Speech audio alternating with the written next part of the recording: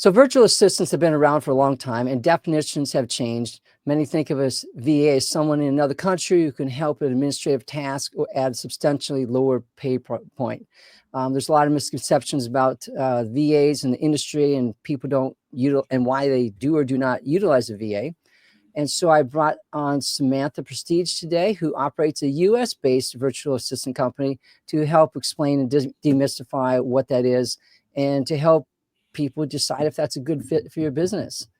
So Samantha, welcome to the podcast. And to start off, tell us a little bit about yourself and how you got started in the virtual assistant business. Hi, well, thanks so much for having me today, David. I started it was kind of a COVID cliche of when I started. Okay. I had my first son at the end of 2019, ready to go back to work, and then everything is shutting down that March.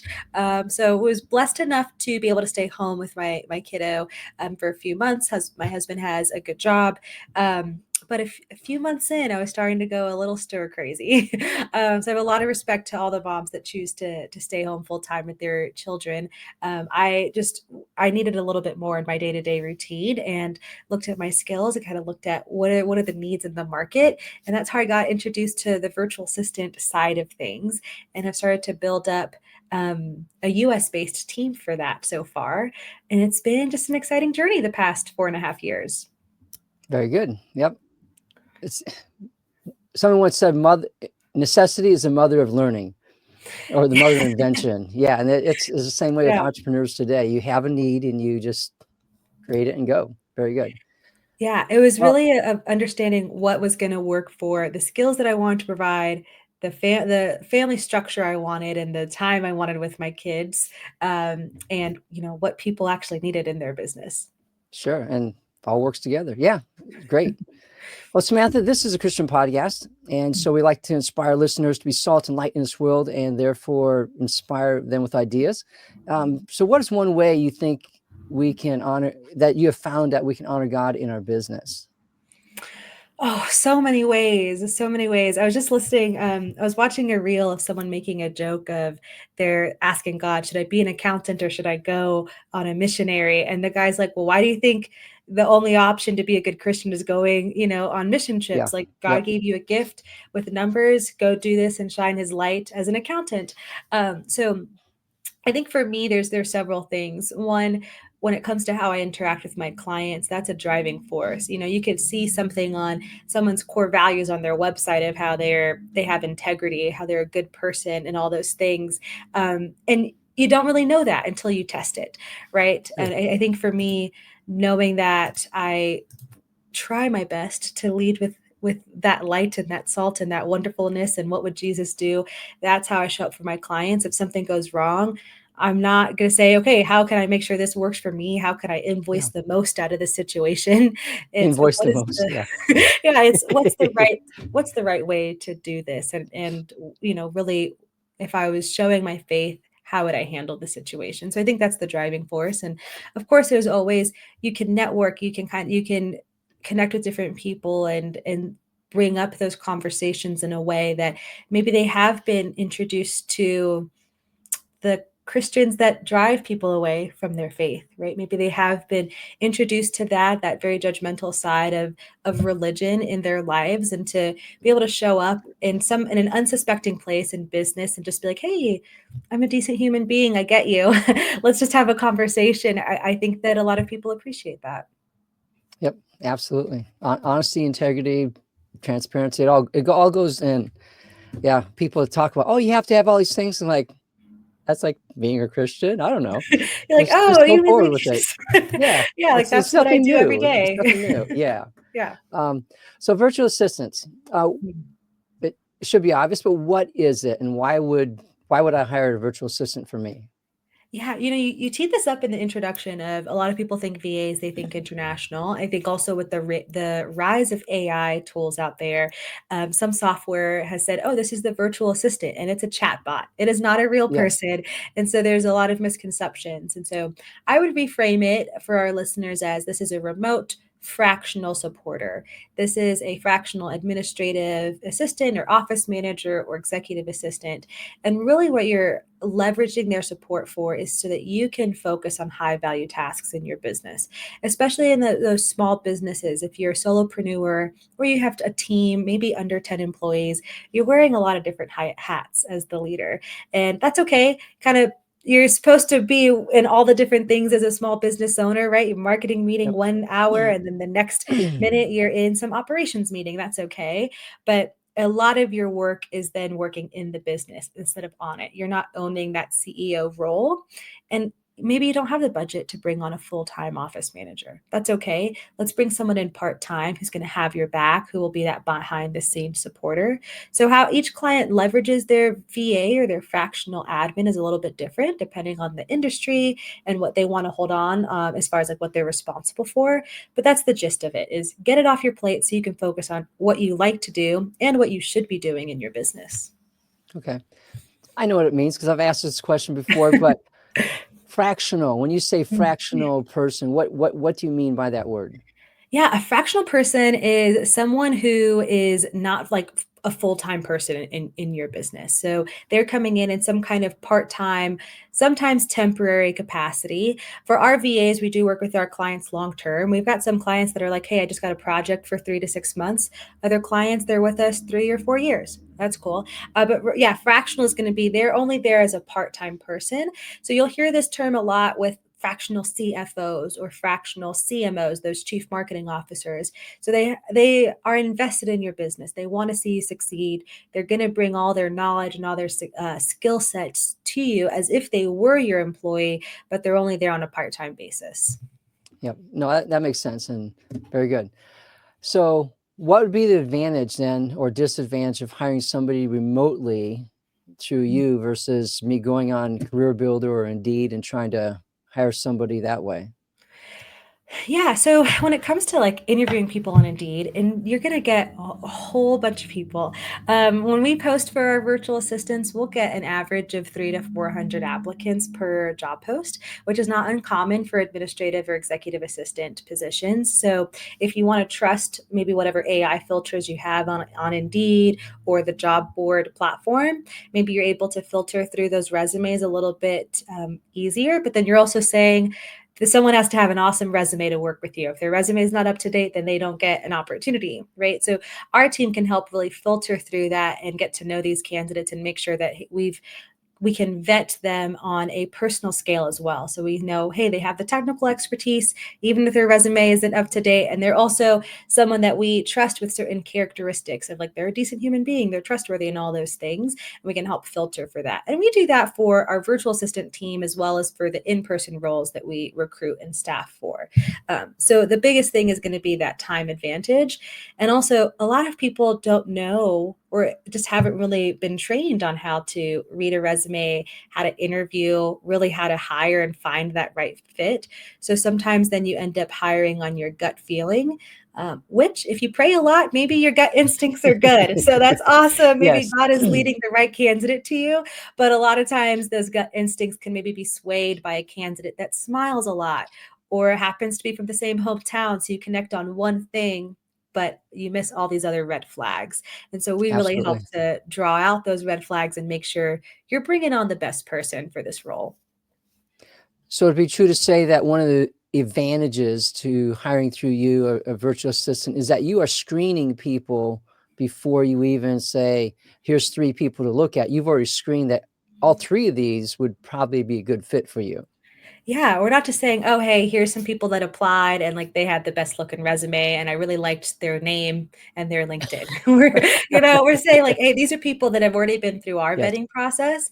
Now let's have you vet them. Also, we'll help you understand how to vet them. We'll say, "Hey, here are some of the questions you can ask them. Let's facilitate this so you're finding the right fit." A lot of times our clients that we've worked with, they've hired people before that have just not worked out. And the Mm, reason for that is because they didn't know what their expectations were until the expectations weren't met. We need to change that story and figure out what are the expectations from the beginning so we can find the right person and that you're both set up for success. So that is a huge advantage in having us as part of your hiring team. sure. You had mentioned earlier there's different levels of virtual Mhm. assistants. What are those different levels that we can Yeah. hire somebody in for? So a lot of times when you're just starting out, you're probably going to be looking for a social media manager or a bookkeeper. Sometimes people want a generalist assistant who's going to do all the things. Those are different skills. For someone that's going to Okay. be expensive or categorizing your expenses and doing some of your bank reconciliations in QuickBooks versus the person that's going to be posting on your LinkedIn or engaging with your followers on Instagram. Those are different skill sets, but those are usually what you're first hiring for. And then we go a step above. We say, okay, these types of skills are really for that entry level administrative assistant. And you don't need to be paying a high level executive assistant for these types of tasks. So let's assign some of these tasks to just admin, office manager. These are the people that they have some great potential as far as those critical thinking and soft skills, but they don't have all of the technical expertise quite yet. They're still learning, but they can still handle all those basic admin data entry tasks that you have. Then we go into that next level of executive assistant. This is the person that's going to have that higher level critical thinking. They're strategic with you. They're really going to start to anticipate your needs. They're going to say, hey, 2 months ago, you said you wanted to do this. I haven't seen it on your calendar. Do you want me to block time off so you can focus on this? Right. So you have those admins and there's executives, and then you have the generalists that can kind of do everything kind of in between those levels. I know Okay. I rambled a little bit with all those different examples. No, yeah. That Yeah. makes sense. It's Okay. from low high to high. And Yeah. so like what could you do, like partly I need some bookkeeping and social media or making phone calls, and I also would like 5 hours of this over here. Could you do that as well? Yeah, Like so we have paired fractional or multiple fractional?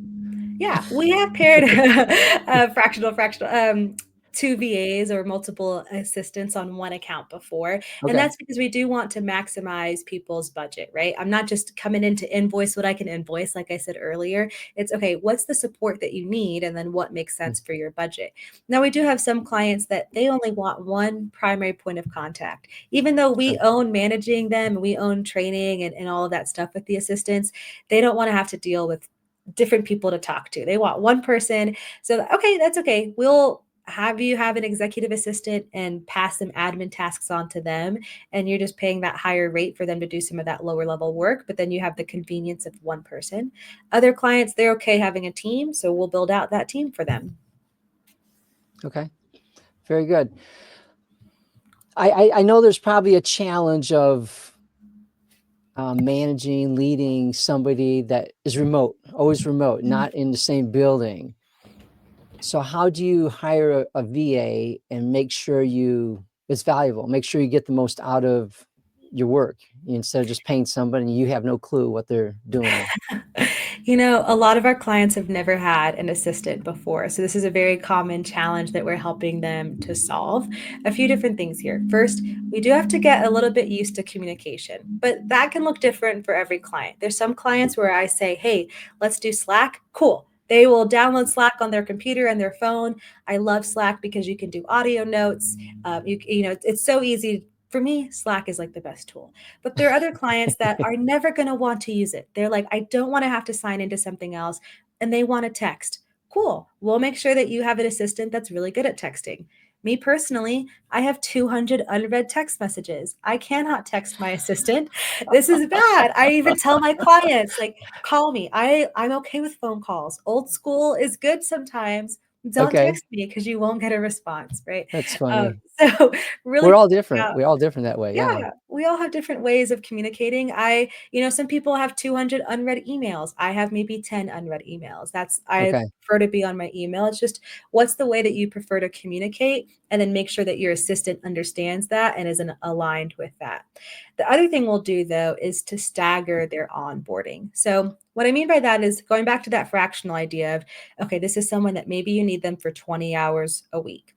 Then in that first month, we're only going to have them for 10 hours a week. And we're going to say, these are the things that they are learning and starting to do for you in this first month.